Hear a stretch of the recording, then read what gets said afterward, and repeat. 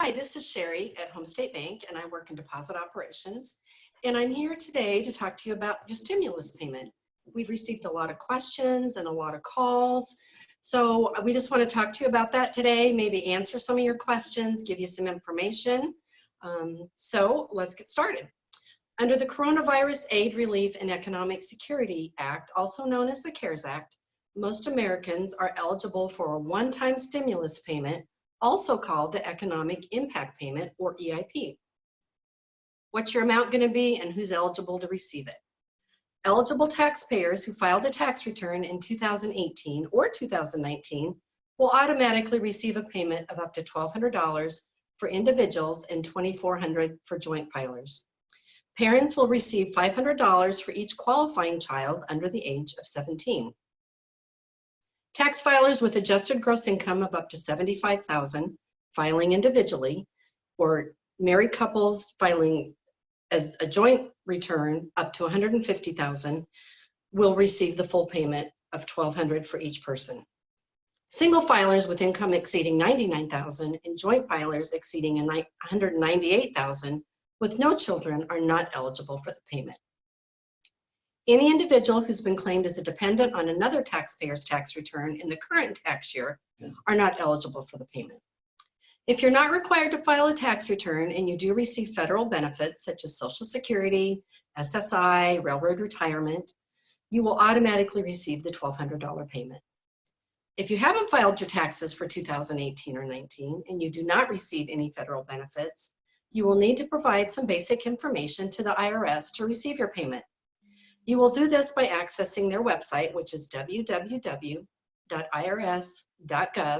and use the non-filers payment tool in order to get that information to them.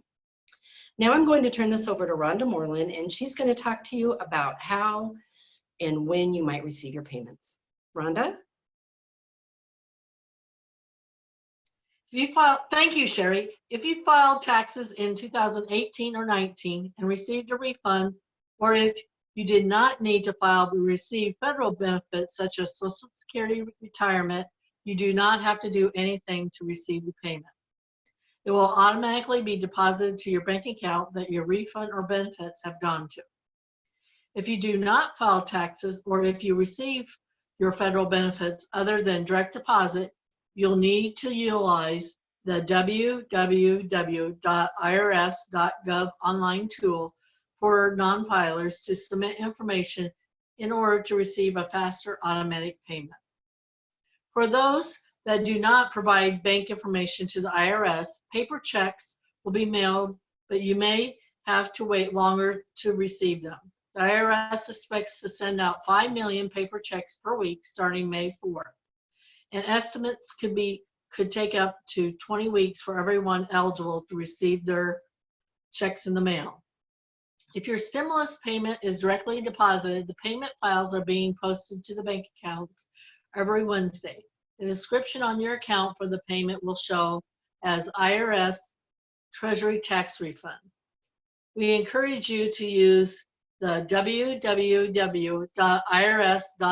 website and the Get My Payment tool to verify when and how your payment is being made to you. If the payment is received on a deceased person's account, it is possible the bank may return the payment to the federal government.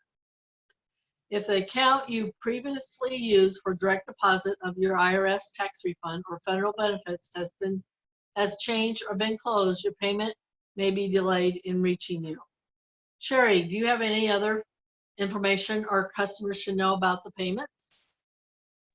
I do just have a couple more things, Rhonda. For security reasons, once you've received your payment, a letter is going to be sent by the IRS to you at your last known address. It'll go out within 15 days of your payment being made to you, and it's just going to provide you some information on how the payment was made and how to report any failure to receive the payment.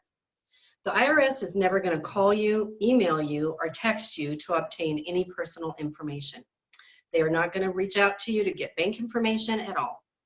Watch out for scams and websites that may request this type of information from you.